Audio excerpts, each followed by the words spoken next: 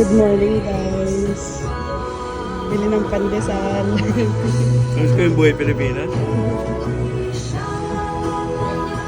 Ay, bibili mo. 20 pesos po. Thank you. Pansal.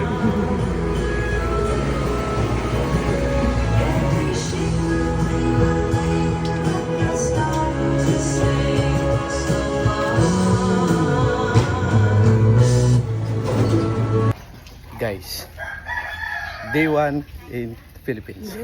Ah, dito na pala. Pero pag naman damit ko,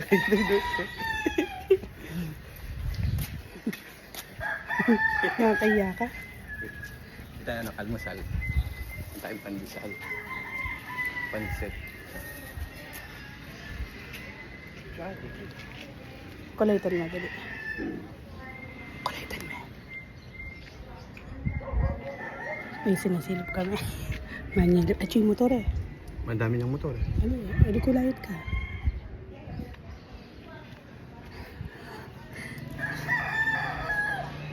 An! Tatawag tayo ng mga tropa. Tao po.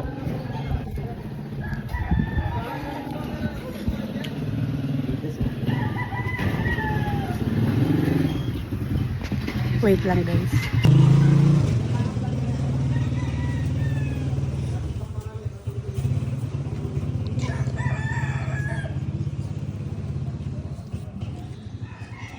Ay, medyo nakakahingi. Medyo nakakahingi. Otong iswamisan ke. Antay mo. Ora mo. Ay! Okay, magkantaan. Ay, siya ko na kayo. Darat ka.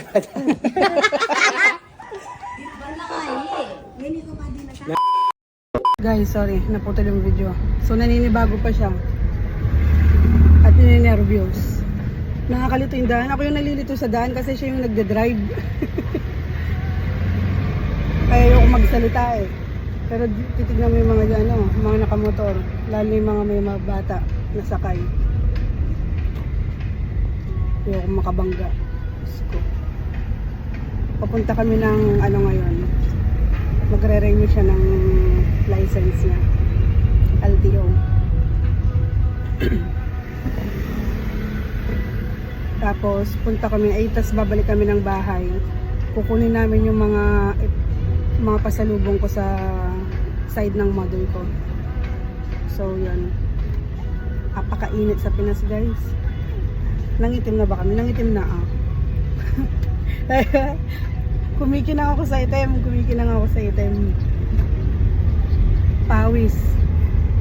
Nag-jeep na kami kanina, kaya lang di kami makapag-video kasi alam nyo na, delikado sa jeep.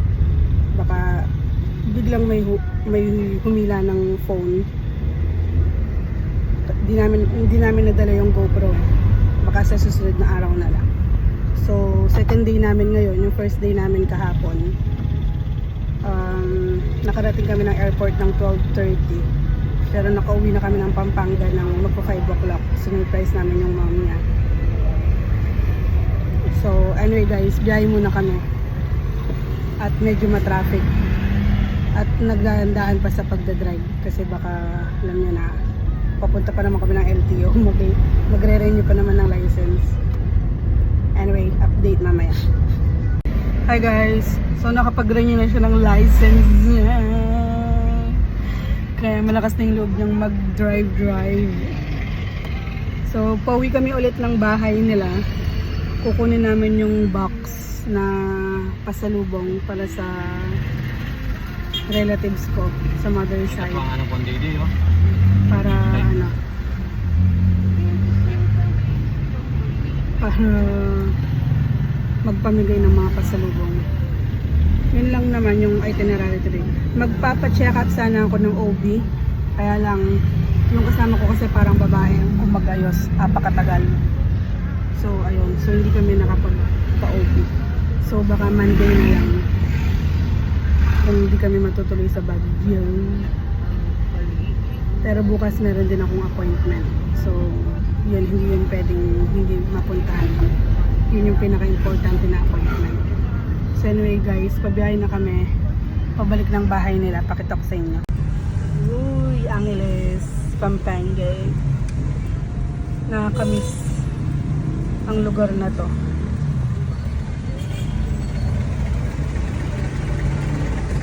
Daming jeep and alam niyo naman sa Pinas, kabilaan yung mga tumatawid. Wala silang pakialam sa mga sasakyan. Bigat ng pa ako. Ano? Bigat ng pa ako. Mabigat yung paa mo. So matagal-tagal din kasi siyang hindi nag-drive. 2.5 years. So yan. Naninibago siya. Nakakaba na naman. So dahan-dahan lang sa pagdadrive. Ayaw natin ng any accident. Papunta na kami guys sa ayun yung bakso. Papunta na kami sa Bacolor guys. Maghahatid ng pasalubong. Ay, suot naman. Napakasila ng driver ko. Kaya pa mo sungit. Napakasungit. Ayun yung bakso. So, ihatid namin yun sa Bacolor. Nag-message ako sa kanila. Sabi ko pupunta na kami. Kaya mahirap wala kaming signal. Wala tayong signal, no? Nawala yung signal ng Globe. Ewan ko ano nangyari sa cellphone niya. Or sa SIM card mismo may problema. Na wala yung signal niya. Nakalagay no SIM. Kaya wala kaming makontak.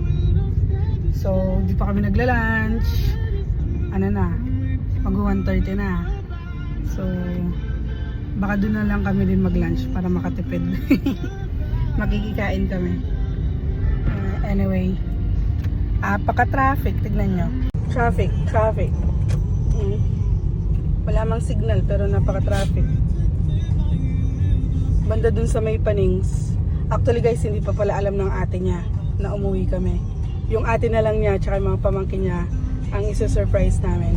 Sana hindi nila kami makita dito na nagbibiyahe. Parang maliwanag kasi yung tint ng sasakyan ng pinsan ko eh. Mabigla kami makita dito. Kami yung ma-surprise. Sa SM Talabastagan guys. Ayan.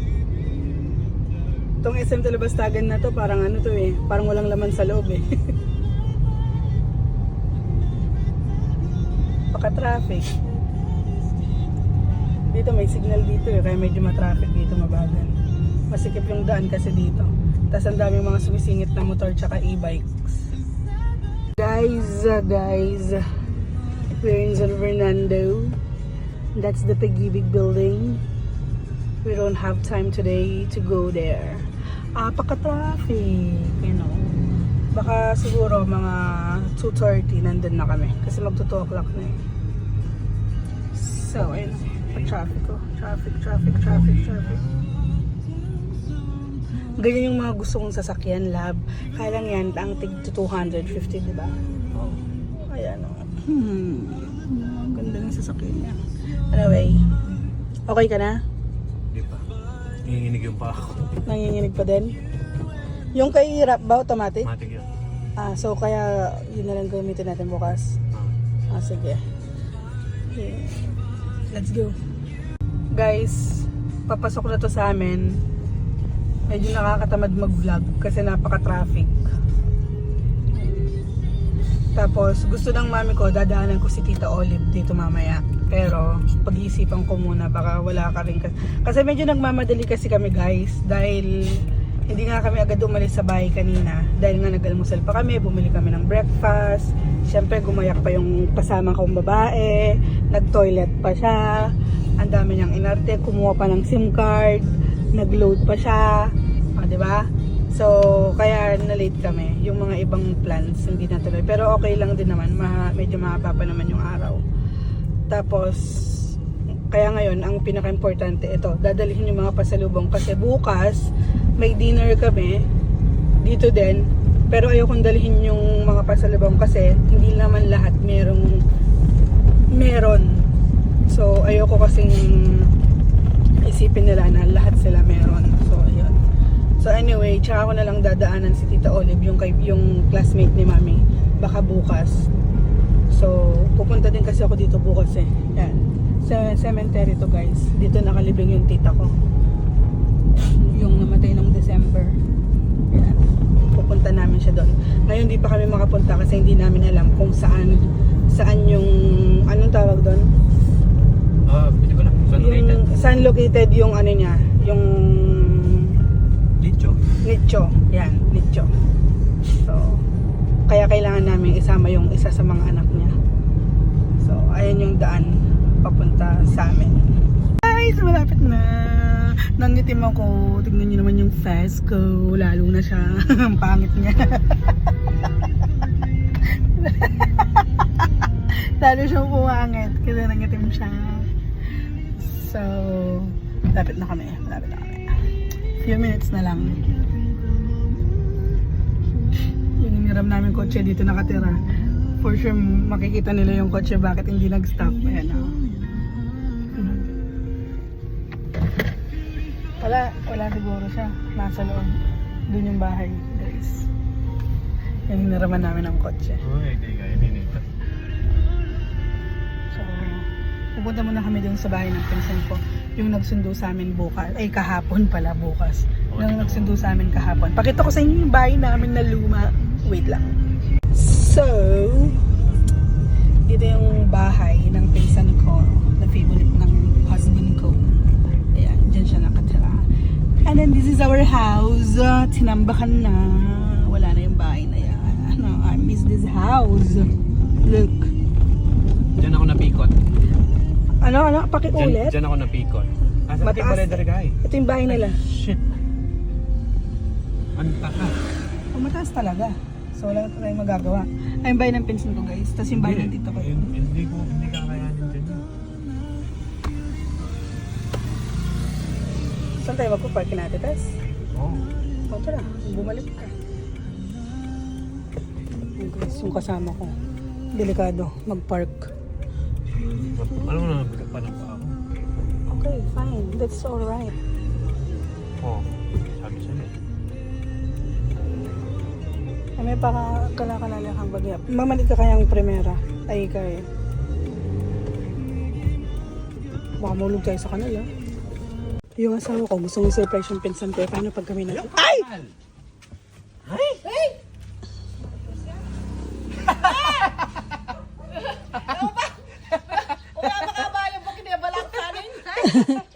Sabi mo bukas na kapag sinika. Okay mo. Call kaya Kaya kami makapag-park. Kaya ka ni Janilyn, magbalik kami. Hindi ka makapag-park kita kami. Guys, nag-raid kami ng bahay. Nagkikain kami ngayon. Ano yung pagkain mo? Okay. Guys, let's eat okoy. Hoy, mahal. Tama, mahal. Ano tayo ano? Half cake. Cupcake. Half cake. Ah. Big Mac. Yung pumalakasang okoy. Kain na tayo guys. Ay, may deliver ka. Tara,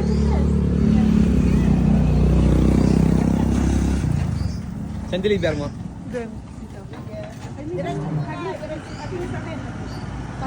Pati sulong ko bigla. Deliver siyang package. Diretso. Sige ba? Sige, diretso na. Sige na. Mauna ka na doon. Diyan naman ako sasakay. Bye. See you later. Hi guys. Diyos ko, tingnan yung book ko nangyari sa akin. Para akong ano. Pawisan. So galing na kami sa mga pinsan ko. Hindi lahat. Isa lang. Dalawa. So naghatid na kami. So nandyan pa rin yung box. Kasi yung isa kong pinsan, biglang nagsara ng tindahan. So walang tao sa bahay. Baka sinundo yung pamangkin ko. So uwi muna kami. Dahil isusurprise namin yung ating niya. Excited ka? Kamukha mo daw yun? Pamukha daw niya yun. Pero to, ba't ikaw pangit? Si ate maganda. Eh, sakto, lalong nag-long hair. Eh, di mas kamukha niya. Boy version. Na maitim version. So, uwi na kami. And babalik kami bukas dito. Dito kami mag-dinner. And dito rin kami matutulog. Mag-overnight kami. So, Friday to Saturday. So, yun lang. And biyahe na kami pa Angeles ulit. Update na lang namin to pag sa Angeles na kami. Kasi may bibilin pa kami pang dinner. So sana hindi kami masyadong malate kasi sabi niya kasi yung kasing nag-set up ng dinner para i-surprise yung ate niya, yung kapatid niya. So ang sabi kasi mga 5 or 6 dinner. So let's see. Let's go. Anong bibilin mo? Ganun.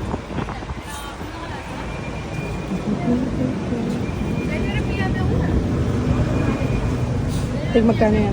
Hindi ko alam. Basta bibili ako 20. 20. 20 pounds. 20 pounds. 20 pounds. Wala nga pounds yun. 20 pig. Pound. Anong binili mo? Mali. Tsaka? Ayan. Hindi, ayan. May lang akong tissue. Hindi, ayan. Mm. Coco. Oh. Takaw mo? No? Nakatipid ka ng lunch mo, no? Inumin mo na. Nasaan pala tayo? Guys, nakarating na pala kami ng Angeles. Ikaw tayo. Nepo Center. Saan? Nepo Center. Nasa Nepo Center kami.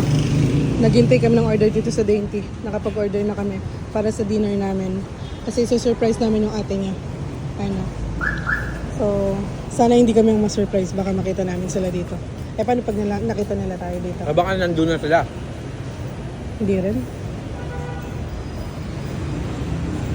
Tatawag yun si mama pag andun na sila.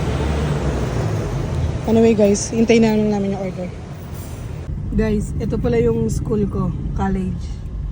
Holy Angel University. Yan. So, dyan ako pinikot ni Edward. So, yun na. Actually guys, harapan lang yung nakikita niyong yan. Pero mahaba yung school na yan. Hanggang dun pa sa dulo dun. Yan, paikot yan eh. So, pauwi na pala kami. Nabili na namin yung pagkain. Yung pagkain andun sa upuan sa likod pagkain. And traffic na naman kasi rush hour. So, yun. And sana wala pa yung ate niya para maligpit namin yung mga maleta kasi nakakalat pa yung mga maleta eh. No? Oo. Nasa sala, no? Oo. Sala. Oh, pang mahirap kasi baka mauna sila, makita nila yung maleta, tignan nila yung tag ng maleta, makikita nila yung pangalan niya. Eh di alam na nila. Hindi kami ang na-surprise, hindi sila. So, ayun. Uwi muna kami guys. Let's go. It's surprise time.